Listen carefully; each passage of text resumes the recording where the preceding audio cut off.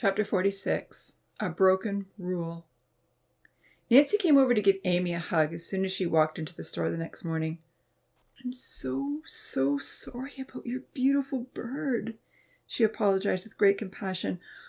"I should have tried harder to find Ripple. She has a collar on now, but I'm sorry it's too late." Amy hugged Nancy back. "It's not your fault," she assured her friend, feeling much better about everything. "I saw Ripple yesterday afternoon, and I should have tried harder to catch her." The girls busied themselves with their food preparations. Nancy checked on the baking bread while Amy cracked eggs into a bowl. Santa was the first to arrive with a large clump of bananas. "Great singing last night," she clapped. "What?" Amy's face paled noticeably as she stirred the eggs in the hot pan. You heard me?" "I think everyone heard you and Zahir singing," Santa laughed in a teasing, scolding sort of way. Amy's hands flew up to her face. "I thought that was a private song." "It's hard to have a private song in paradise," Santa laughed again, waggling her finger and wiggling her hips. She laughed some more, but it wasn't happy laughing. It had an accusatory tone.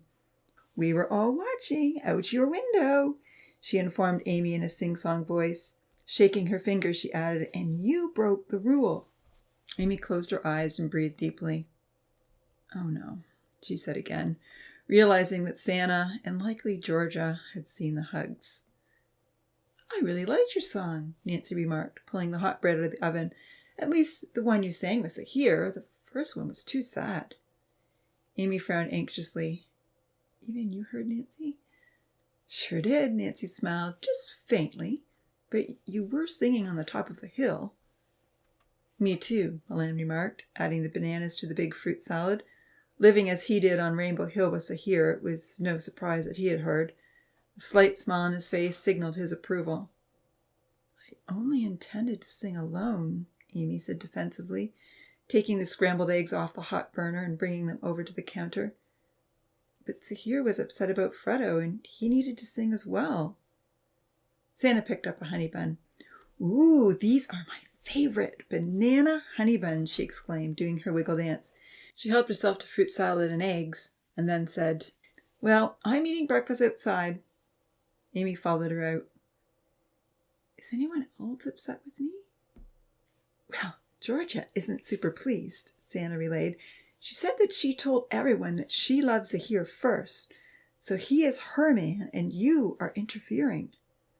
With a big sigh, Amy tried to justify her actions. "He is her man.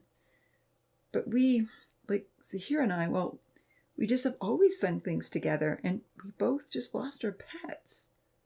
"Rules are rules," Santa said. "We all agreed. You didn't need to hug him. And why did you sleep on the hill?" "I just wanted to enjoy the view a little longer, and then I fell asleep," Amy replied. "Did I wake you all up when I came in to change this morning?" "I was already awake," Santa assured her. Before Amy could respond, Georgia arrived. "Hey, Amy, want to try the xylophone? It's finished now." I would love to sometime," Amy nodded, feeling rather flustered. She had no doubt that Georgia planned to confront her about the broken rule, and she wasn't quite ready to face her angry housemate. "I'd better help Nancy with breakfast." Amy dashed back inside, but Georgia followed her. Georgia's beautiful green eyes were angry and proud. She didn't have to trade anything for her foods, and she was working so hard on her books. Picking up breakfast, Georgia went back outside without saying another word. There was no doubt, however, that the blonde-haired beauty was very upset. As Amy helped Nancy serve out the honey buns and bread, she heard Zahir talking outside. He sounded exasperated. "What do you mean, I broke a rule?" he argued. "What rule? I didn't hurt anyone or steal." Santa's voice was louder than Georgia's. "You hurt Georgia," she protested. There was a long pause. "Okay," Zahir admitted slowly. "It was certainly not my intention, but I suppose I did." After a long pause, Amy heard Zahir say in his usual compassionate tone, "I'm sorry to have hurt you, Georgia. I'm really sorry." From inside the kitchen, everyone strained to hear the next part of the conversation, but the voices were too quiet. Then Zahir spoke again in a louder tone. "Didn't any of you girls hear Amy's sad song?" he questioned. "Didn't you hear her crying?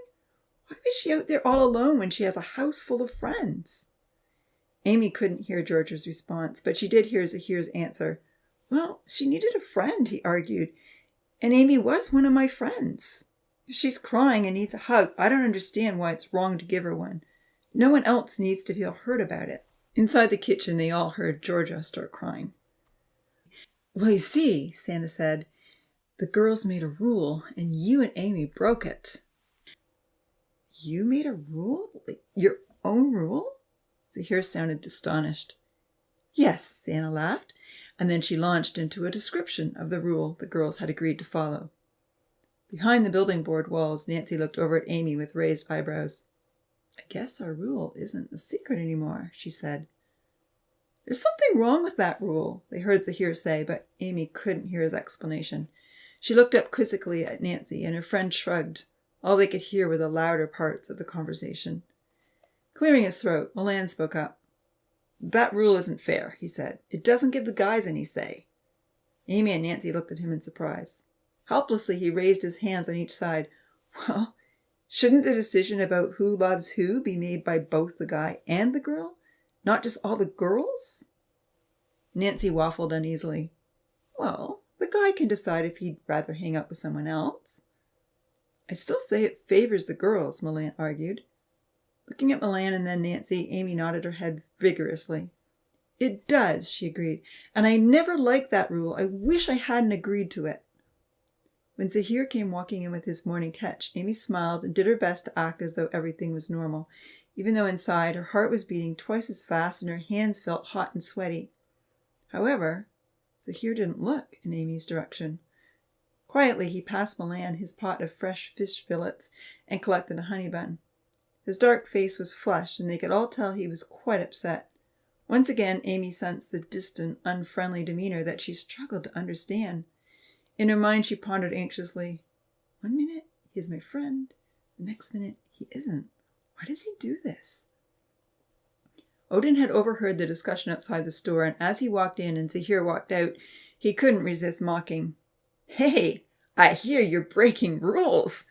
I'm always happy to welcome you over to my side of paradise if you don't belong on the other side anymore." He snickered. "You can join us, the rule breakers." With a withering glance in Odin's direction, Zahir didn't answer. He walked outside. "Where's Uncle Louis?" Amy heard Zahir ask as she began to fry the fish. She put 2 fillets in the oven to bake, as Uncle Louis had told her he could no longer eat anything that was fried. No one knew where Uncle Louis was.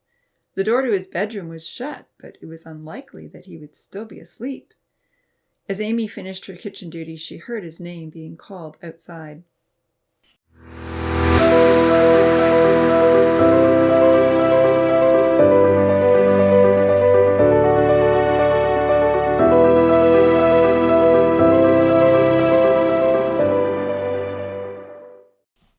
Chapter 47. A New Motto. Uncle Louis stumbled out of the small room in the store that had become his home. "Oh, I guess I slept in this morning," he mumbled, trying to smooth down his ruffled white hair. "You must have been very tired," Nancy replied. "It's been noisy this morning, what with broken rules and lots of accusations." "Broken rules? Accusations?" Uncle Louis questioned. "What rules were broken?" Nancy told him the whole story while Amy set out the baked fish and then helped Milan finish the dishes. Uncle Louis listened thoughtfully as he thought about the professor's message that Amy and Zahir had reconciled. He had been in the cave reading and researching the intriguing new topic that now consumed him. Last night, he had discovered that God had a special son. The powerful message delivered by God's son were ringing true in so many ways. It was servant leadership at a much higher level. In the last week, Louis had rarely slept more than 3 hours a night, yet he felt driven by an energy he had never had before. When Nancy finished the story, Uncle Louis's first response was, "I'm not impressed that you girls made a secret rule." Helping himself to some fruit, the older Tiny reluctantly resisted a banana honey bun and chose the baked fish over the last piece that was fried. He clarified the matter with Amy.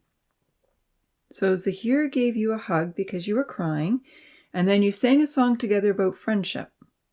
Turning red, Amy nodded. That's all, she insisted. But you girls made a rule that the first one to say that they love a guy gets to claim him, Uncle Louis reiterated, with an amused shake of his head. And then no one else can hug him or tell him that they love him, or spend time alone with him, or make him their special friend, Nancy listed off. Before eating his food, Uncle Louis paused and closed his eyes. Resting his forehead against his hands, he looked very tired. Amy wondered if he was weary with sorting through all their dilemmas. Opening his eyes back up again, the aging Tiny took a forkful of fish. He pondered the situation. First of all, he said, I'm not against rules. If I could, I'd add a few more good rules to our board outside. However, rules can only be made by those with the authority to make the rules, or if the majority of us were to agree that it is a good rule. They can't be made by just one half of our population in secret.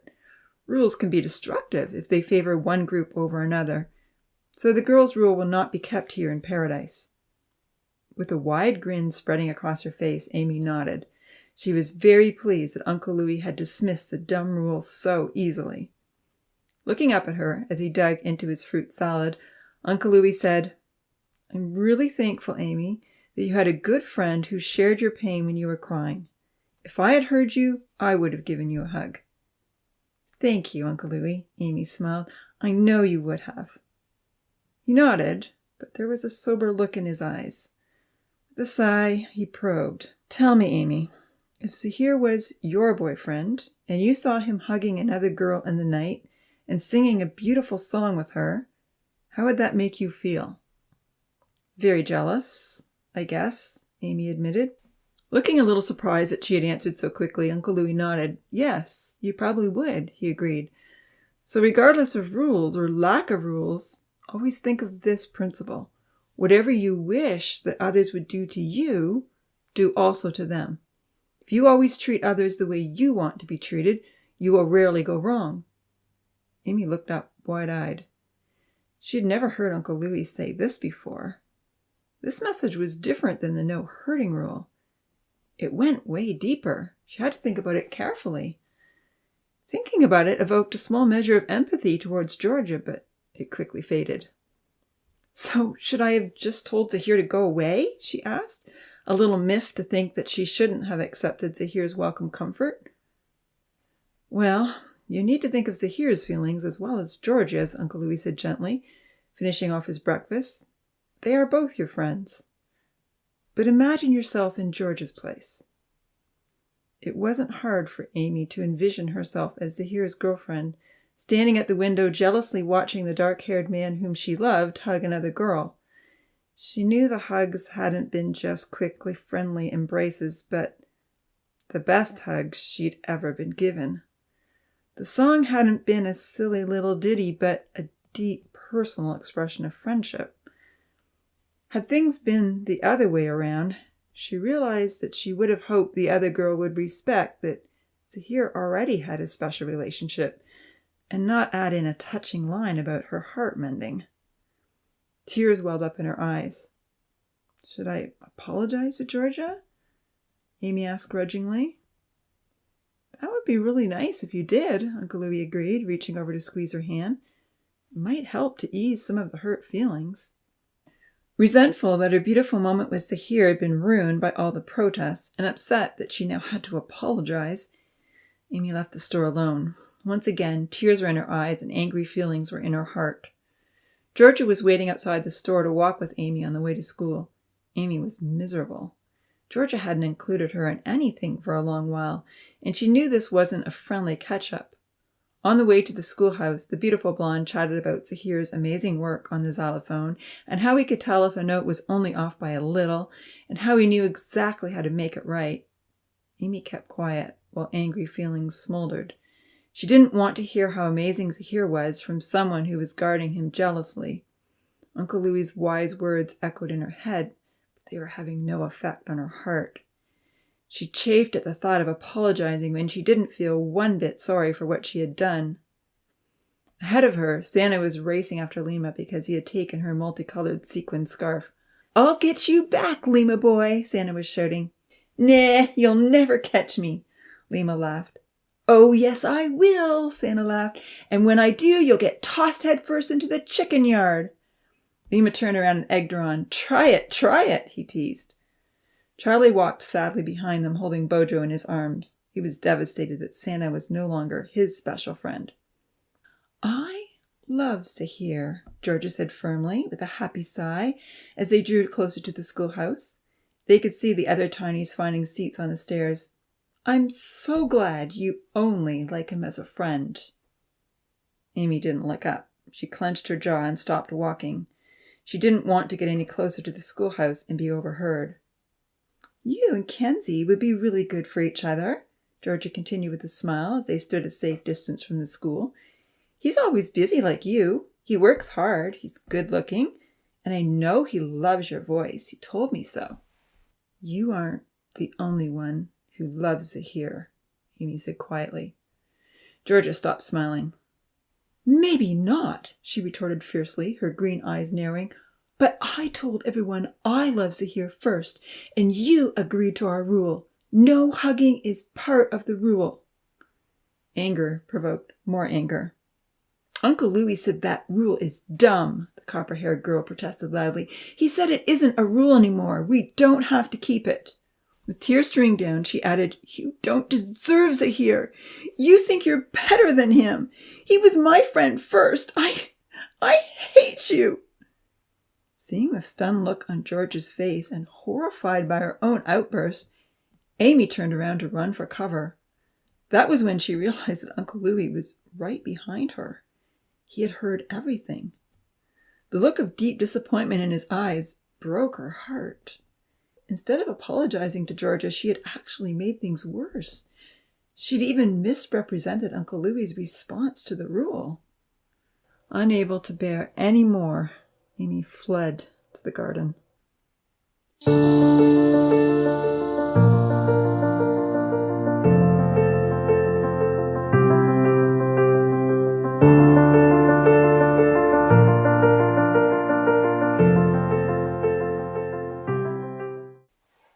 Chapter 48, Drama and Deliberations.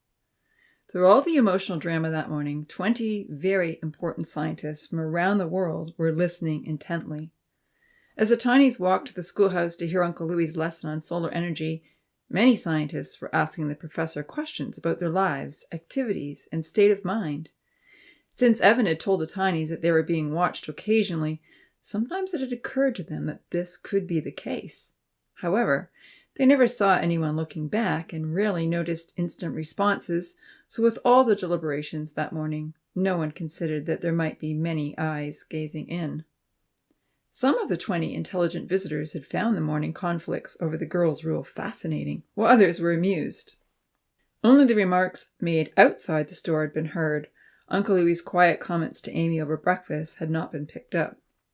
That no hurting rule is very simple, yet complicated, one scientist reflected, observing Amy's sad face as she walked with Georgia on the path to school. She wasn't the only tiny that morning with a glum face. There were at least 5. You seem to have a number of tinies in romantic distress, one scientist remarked. Does the no-hurting rule apply to feelings, like romantic feelings? That's a fair question, the professor contemplated. I suppose to some degree it should. The tall Australian scientist reflected. From what I heard this morning, the good-looking fellow with the dark, wavy hair, likely Zahir, the professor told him.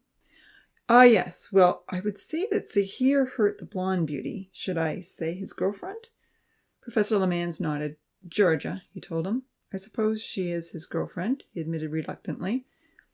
And Zahir gave some other girl an inappropriate hug?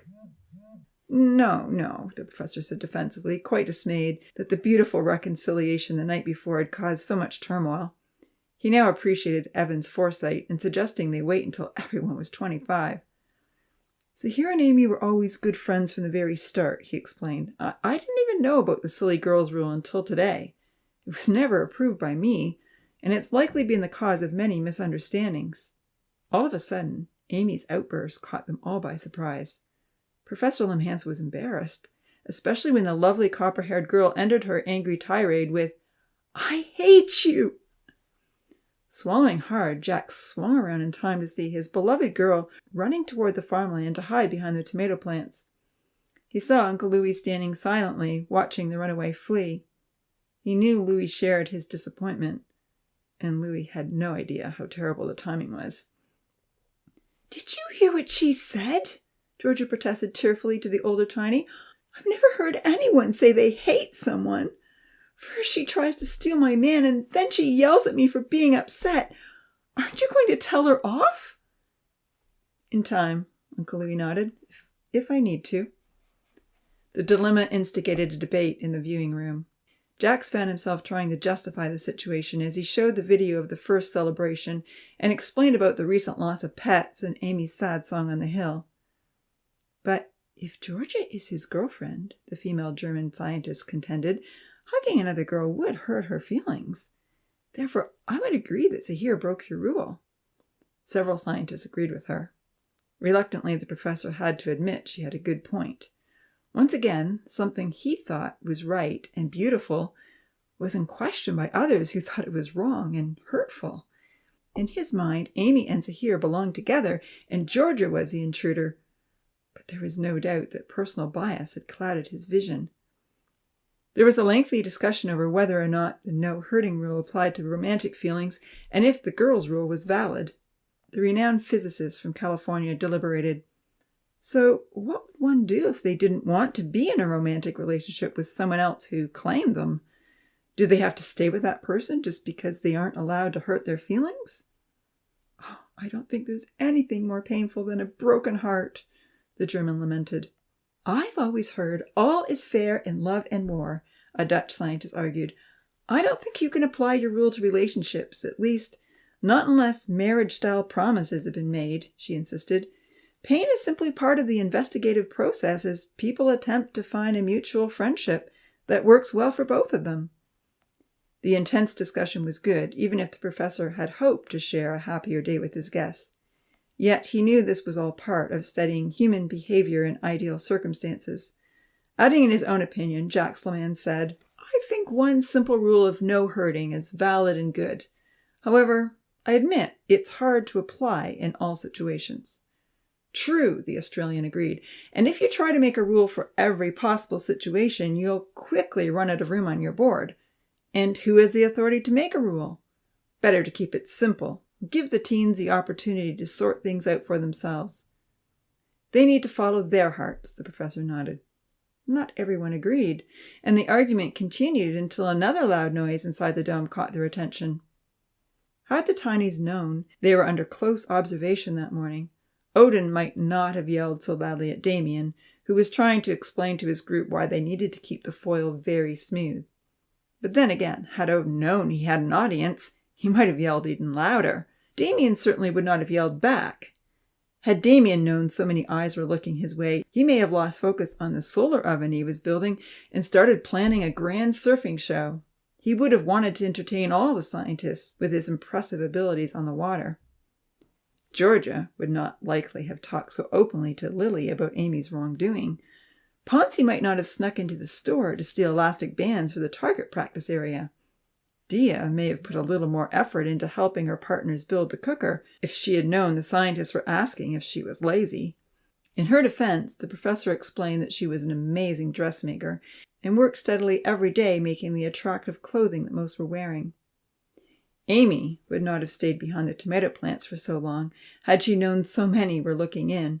She might have tried to be more sincere and kind when she finally approached Georgia and flatly apologized for her words, if not her actions. She was well aware that her apology sounded similar to those Odin had given in the past, and she felt conscience-stricken that she wasn't treating Georgia the way she would want to be treated. Had she known that the professor was watching and hoping she would impress his 20 important guests, she might have offered to make amends. Perhaps then she would have felt better about herself and returned to her quiet group and tried to cheer them up. For you see, Kenzie was also unusually glum that morning as they finished the parabolic cooker. The songs of the night had reached his ears as well, and this was his second heartbreak. Charlie definitely would not have snuck in behind the store for a private cry once Santa had told him she needed all afternoon to practice with Lima. At the very least, Charlie might have chosen a different place to shed his tears if he knew that a microphone was a powerful amplifier and that he was standing only 8 centimeters below it. Nancy, who saw Charlie's tears, may not have confronted Santa when she met her coming back from the outhouse. Nancy thought she had chosen a very private location to address her friend's inconsistent behavior, but the schoolhouse microphone picked up their conversation quite well. "You told everyone that Charlie was yours," Nancy protested, "and now you're hurting Charlie and running after Lima." All the scientists listened carefully. "I never said I couldn't change my mind," Santa replied defiantly. "But you told Zahir off for giving Amy a hug and hurting George's feelings. How can you turn around and hurt Charlie?" Santa shrugged thoughtfully. Finally, with a gracious tone, she said, "I'm giving Charlie his complete freedom. He's not mine anymore. Now I'm claiming Lima." "Did Lima agree to this?" Nancy questioned firmly. "We didn't say the guys had to agree to anything," Santa argued. "Only that they had to enjoy being with us." Several male scientists laughed out loud. In the viewing hall, there was no need to keep voices low, as the windows were double-pane and very soundproof. Nancy went on to inform Santa that Uncle Louis had dismissed the girls' rule. When she explained about the new principle Uncle Louis had put in place instead, Santa was astounded. Some of the scientists were also astounded. "Oh, that's from the Bible," the German remarked curiously. "Non, non," the professor retorted quickly. "The tinies don't know anything about the Bible. Louis took servant leadership courses online. The Golden Rule is an integral part of that program." Not even Uncle Louis knew they were all on display that morning. Had he known, he may have postponed his announcement that it was time to put together another thank you celebration for the professor. While there was a positive response from some, there were others who saw this as an encroachment on their time and didn't see what there was to celebrate. "We just had a celebration," Odin complained. "I don't see why we need to have another one so soon. I don't feel like celebrating slavery." "We are very thankful for this beautiful world we live in," Uncle Louis replied. "We have new houses. All the cleanup was done for us. Everything grows well. We have plenty of food, books, and projects." "Zahir and I will do a song," Georgia offered. Zahir looked at her wide-eyed as she raised his hand in the air. "We'll do it with the amazing new xylophone," she cheered. "That would be wonderful," Uncle Louis praised. And then he noticed the crestfallen look on Amy's face. Santa waved her arms wildly in the air and offered to do a shake-it-up show with Lima. "Ours will be a happy song," she laughed. "It won't have any words, just music, movement, and joy." Lima was nodding in full agreement. Uncle Louis smiled gratefully. Charlie turned away and hid his youthful face in his hands. Still small and wiry, Charlie was only just beginning to grow a beard. Yu Yan came over to sit beside him. "I'm not singing anything," Odin grumbled. "Until this rock job is over, I hate my life." Ponzi agreed. "It's a little hard for us to be happy right now," he muttered. There were a number of other grumbles, which greatly amused the scientist and embarrassed the professor. However, being completely unaware that there were so many important scientists observing their behavior, the tinies demonstrated that they were regular human beings, living in a fantastically well-designed, beautifully crafted paradise, which had become rather ordinary to them in less than 8 months. It was clear to see that they were attempting to cope with similar emotional responses and upsets that many others shared in the real world. As much as the professor had hoped to create a world with minimal suffering, there was an obvious flaw which he had blindly overlooked. Jacques Lemans was only now beginning to realize that he might learn more from his enormous tiny experiment than anyone else. His hypothesis had been proven wrong, and he wasn't quite sure what to make of it all.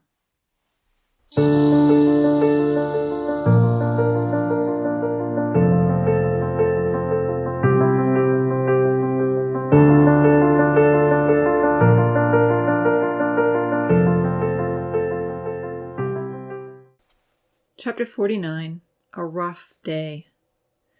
So tell me, Professor Lemans, the renowned physicist from California requested later that day, what will happen to all these tinies if something were to remove you and Evan from this project? Remove both of us? The professor asked slowly, with one eyebrow cocked. Well, sickness or death or a bad accident. Do you have a backup plan? Up to this point, no, the professor admitted. However, now that our project is open to the public eye, we will be training others to operate the systems. Much of it is automatically regulated, of course. A worthy consideration, the British scientists agreed. These are human lives, after all, and therefore they need protection. Oh, I just saw fire, the Dutch scientist called out. Is that supposed to happen? Where? Professor Lemans asked with alarm. Over there, with that Viking boy and the sturdy girl with the straight brown hair. Professor Lemans looked over at Odin and Nancy. He noticed that the third member of their team, Damien, was visiting beneath his group. Let's do that again, Odin was saying. Oh, that was so cool. That was dangerous, Odin, Nancy protested. We could have been burned. Burns hurt. You have to be very careful with hot things. Ah, you're too worried about everything, Odin sneered. He picked up another scrap of cardboard. Nancy was firm. She stood up and put her hands on her hips. If you even pretend to do that again, I'm calling Uncle Louie. Odin was intent on his mission. Their parabolic cooker focused the sun's rays on a center point where they had fixed a flat, black piece of metal for baking the bread. Uncle Louie! Nancy yelled. Come quickly! In a moment, Uncle Louie was by her side. Nancy explained about the hot, bright light that had flared up and instantly consumed the last piece of cardboard. As the scientist listened in amusement, the professor felt a great deal of trepidation. Allures, Odin knows about fire. How foolish of me to give him this project. Fire would be a very dangerous weapon in Odin's arsenal. Oh la la! With the high oxygen levels, a fire would quickly get out of hand. I must message Louis the first chance I get. He heard Milan jingle the bell at the store, calling all the tinies to lunch.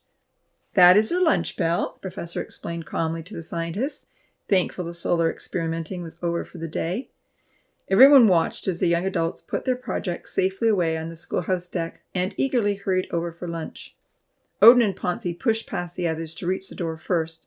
However, Uncle Louie was standing outside the store and stopped the two troublemakers. Have you forgotten something? He asked. Feigning ignorance, the young men looked at each other in surprise. What are the consequences for stealing honey buns? Many of the scientists chuckled. Stealing honey buns, the Australian psychologist repeated. He laughed loudly. Oh my, how restrictive is this place? The professor felt the consequences were quite justified. We all saw Ponzi stealing elastics from the store, he reminded him. We want the tinies to learn to trade for things in order to keep them honest and productive. These two fellows broke into the store just before dawn last week, assaulted the storekeeper, and stole 30 honey buns. The British scientist nodded and then held up his hand in a hushing gesture. I want to hear what consequence is given out, he said. Uncle Louie's voice was coming through the microphone. Last night, you didn't take out the compost, he told them firmly. And you didn't do it this morning either. So go get the job done.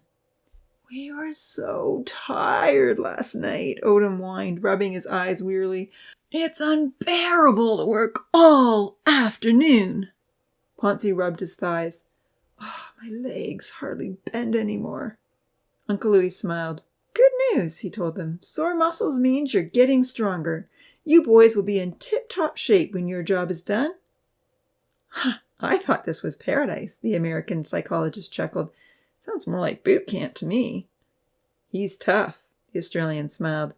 Come to think of it, a work project is a better consequence for young offenders than lazing around in a jail. Professor Lemans felt inclined to explain. These two have caused serious trouble in paradise. Serious trouble? The Australian chuckled. Were they chasing the sheep? No, this was serious trouble, the professor stated. He then explained the whole story of the flood, the rebuilding, and his decision to grant complete forgiveness. Only, our gracious decision didn't really impact them at all, he reported. We overheard their conversation afterwards, and they were already scheming about new ways to cause havoc. A flood is serious, the American agreed. A fire may be devastating. What safety measures do you have in place? The professor explained his system quickly, and then with a slight tremble down his spine, he suggested, "Why don't we all have a bite to eat? Please follow me to the Reptile Cafe." Opening the door into the mirrored hallway, the professor held it while his guests filed through. He motioned for them to take the stone pathway to the little cafe nearby. Round tables lined the elliptical viewing area, overlooking a pond through tall glass panels. Cascading into the pond, a large, thundering waterfall streamed down over a rocky descent and kept all the water circulating. Iguanas, caiman crocodiles, and turtles lazed in and around the pond, sleeping in the shade of the tall ramon, ipe, and rubber trees. A lengthy boa constrictor was sunning himself on the rocks in a separate enclosure. It was truly a beautiful scene. Everyone was delighted to find that the caterers had prepared a lovely buffet lunch in the leaf-frame serving area. As the scientists lined up for their meal, the professor excused himself to use the washroom.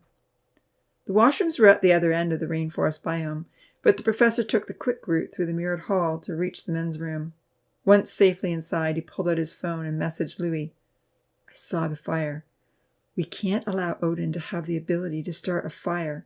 This solar experiment must be shut down and all the ovens delivered to me on the train tomorrow morning. Maybe you can find a way to turn this into a competition.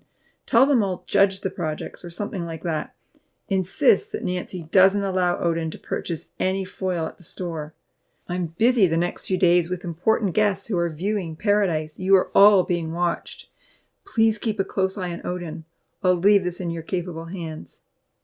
When he returned to the Reptile Cafe, Jax found himself last in line behind a tall, blonde female scientist from Norway.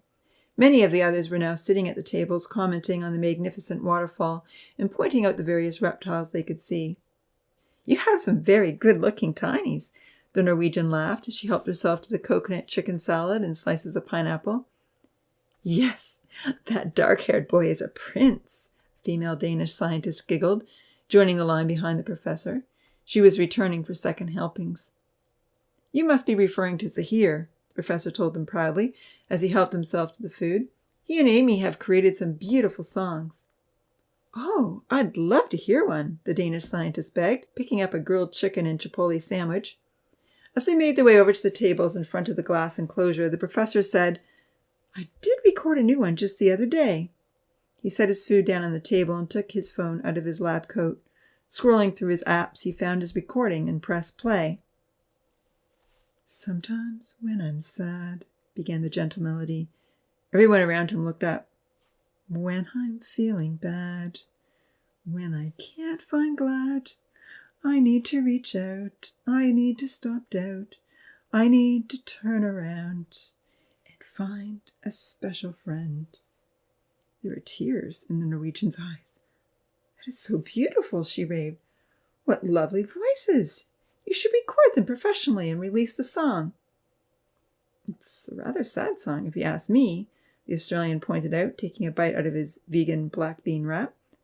"I'd say they are suffering." "Yes," the professor agreed. "But I suppose teen years have their ups and downs wherever you are. Emotions ebb and flow." Amy's final line was solo. "Because that's how my heart will mend." "What is the reason for the broken hearts?" a French psychologist attempted to clarify. "They both lost pets." "Lost, as in they can't find them?" the British scientist chuckled, sampling a forkful of asparagus quiche. "Well, no," the professor explained. "One died of old age, and the other was eaten by a cat." The British scientist sat back in his chair and wagged his finger in a knowing fashion. "Ah, the age-old problem of mortality," he mused. "Hard one to beat," the Californian scientist agreed. She was nearly finished her sandwich. Suddenly she noticed 2 iguanas were fighting on the rocks below. "Oh, look at that," she called out. "They are really going at it." All the other scientists craned their necks to see the action. "Yes, it's mating season," the professor replied. "Do they ever fight to the death?" the Danish scientist asked in alarm. Watching the iguanas squirm around and bite each other, the professor nodded. "They could," he replied. "We have attendants keeping a watchful eye on all the exhibits. These 2 have been getting along." Rachel Khalid suddenly walked out of the animal care center. Wearing leather overalls and tall boots, she was also donning her big, heavy gloves. She took a moment to smile and wave at everyone. Professor Lemans introduced her quickly. Rachel is the head doctor of the biosphere, he told them all. She does a remarkable job keeping everything safe, healthy, and well-fed. All the scientists clapped. Blushing, Rachel gave a thankful bow.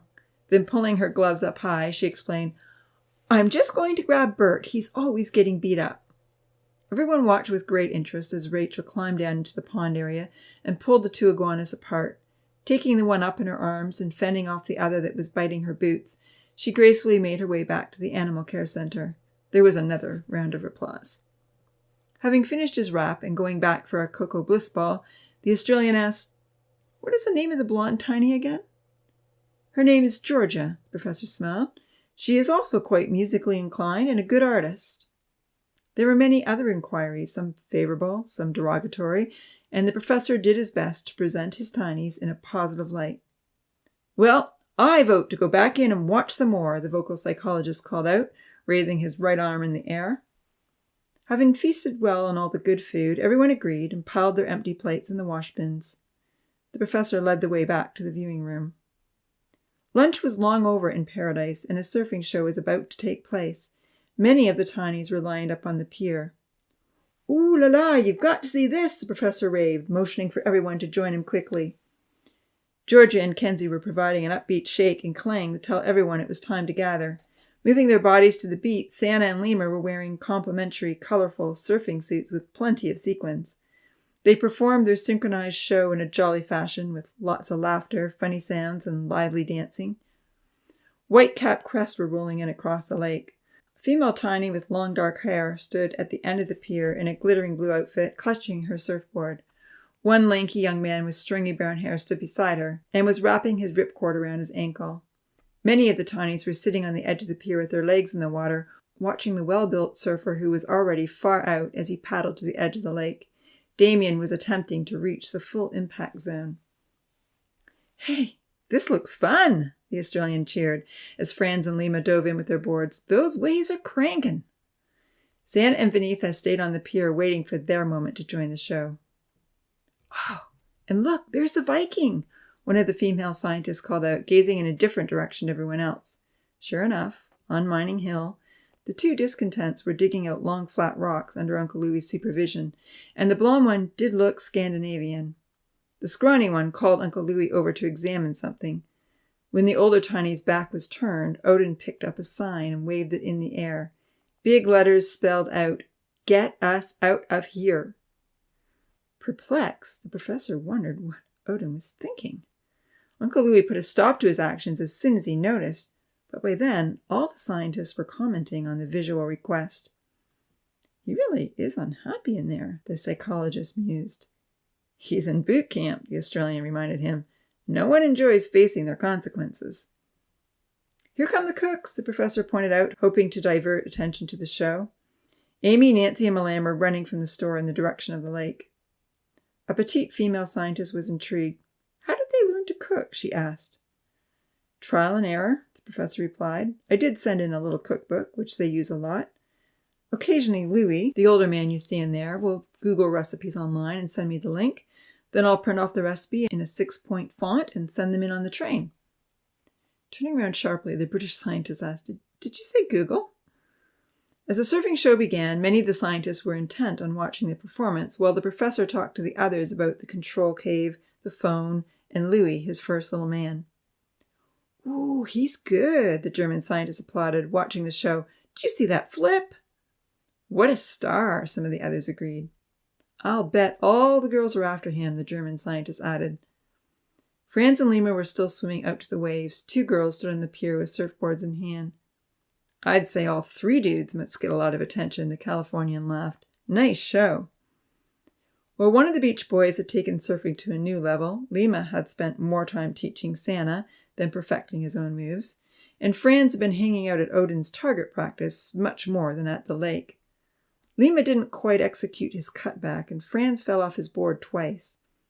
Damien had also been teaching anyone who showed up for a lesson, especially Vanitha, but he still managed to perform well. Look, "Now the girls are heading out," the British scientist exclaimed. Everyone strained to see. Sure enough, 2 girls were paddling out to the waves.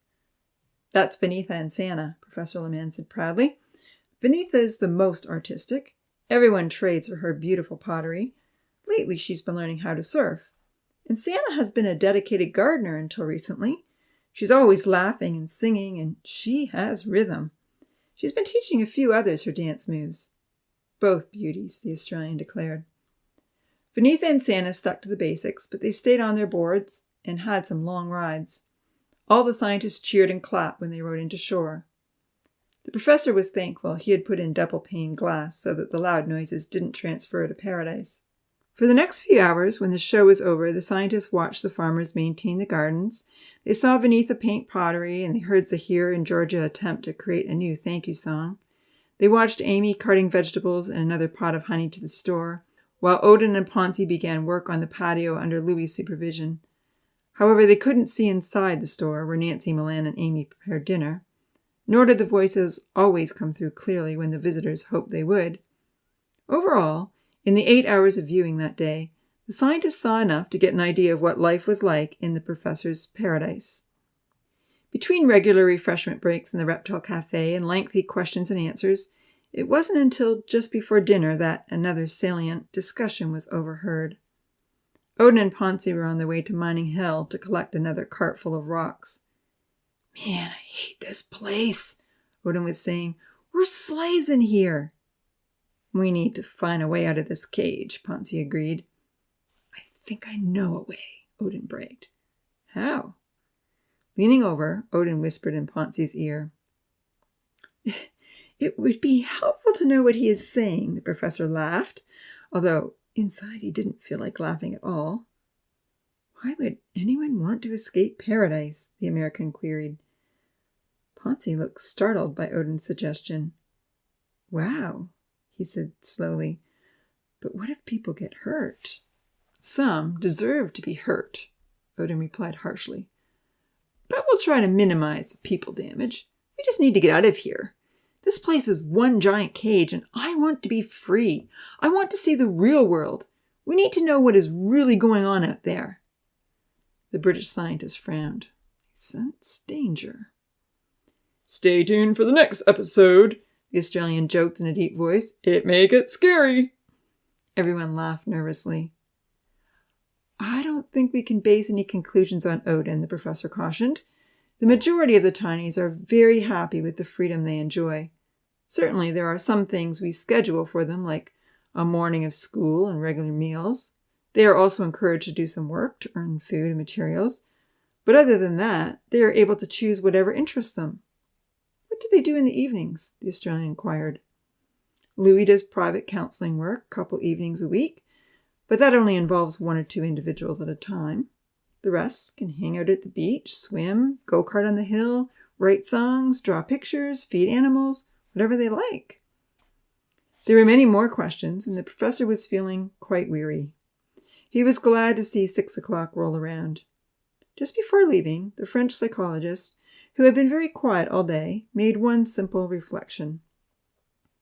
"It seems to me," she said, "that you have a world of humans who are living lives based on unstable emotional responses rather than grounded principles."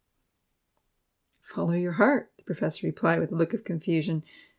"Isn't that the best way to find happiness?" The French psychologist shook her head. "Lives based purely on emotions won't have true, long-lasting satisfaction. True well-being is more than a fleeting emotional state. It's enduring. We shape and are shaped by the world around us. Our thoughts, feelings, and behaviors in response to our experiences interact together, influencing our sense of well-being. Unhelpful thoughts lower our moods and lead to unhelpful behaviors. Uncomfortable emotions, like Amy experienced today, while normal, can lead to negative thoughts and unhelpful behaviors like lashing out at friends or avoiding them altogether, damaging our close relationships. In turn, new negative experiences can lead to more difficult emotions, thoughts, and behaviors. It will now be hard for Amy to make amends. Understanding these interactions and learning how to cope with difficult emotions and manage unhelpful thoughts and behaviors can bring a real sense of peace and well-being in all parts of our lives, regardless of circumstances. And that well-being is far better than simple happiness. Bewildered, the professor felt her words ring true, even if he was disappointed that she had chosen to use Amy as her negative example. When all the scientists headed to various hotels in Greenville, he took out his phone. He needed to talk to Evan.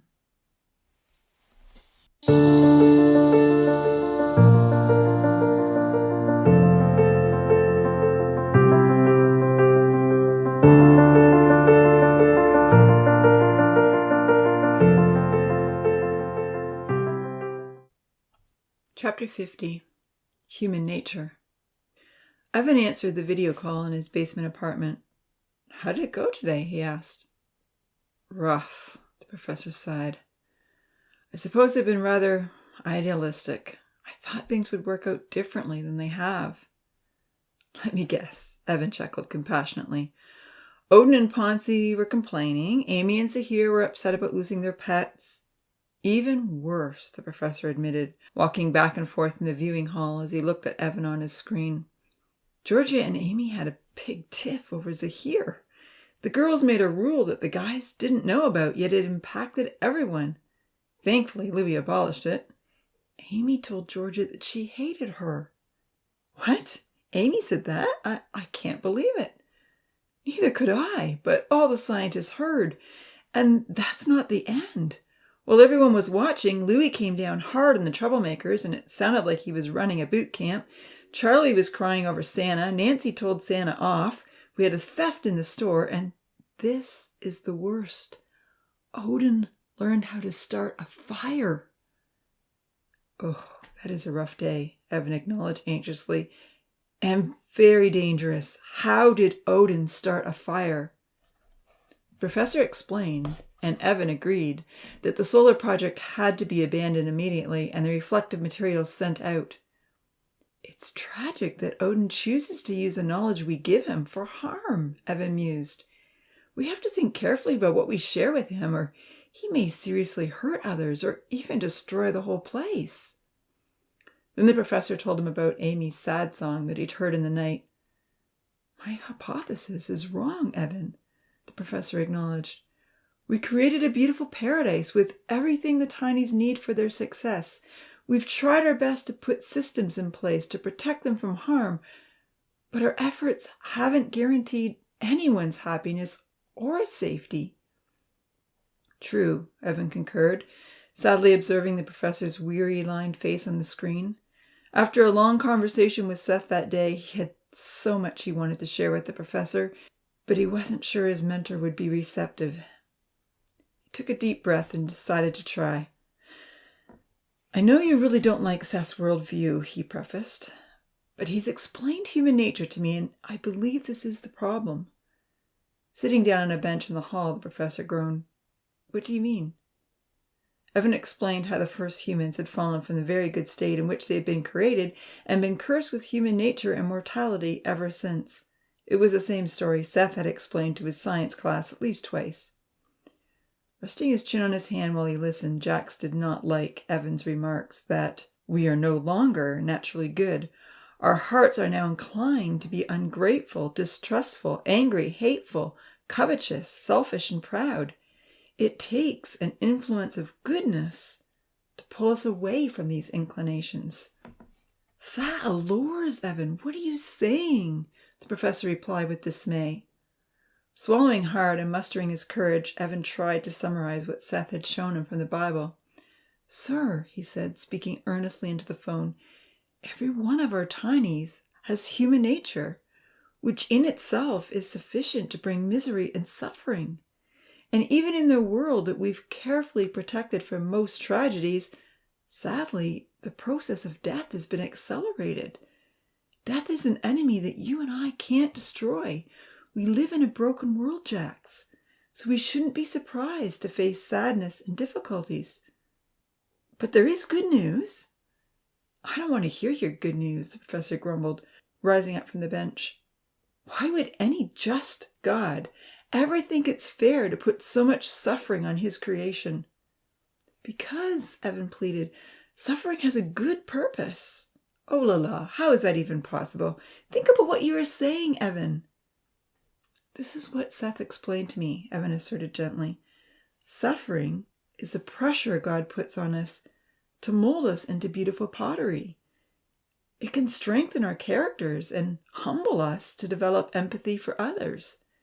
It opens our eyes to things we may not see otherwise. Most importantly, it can prompt us to search for God's salvation and realize our deepest need.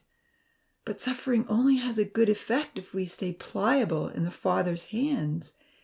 If we turn hard and bitter, there's nothing God can do to improve us. Our response may break us.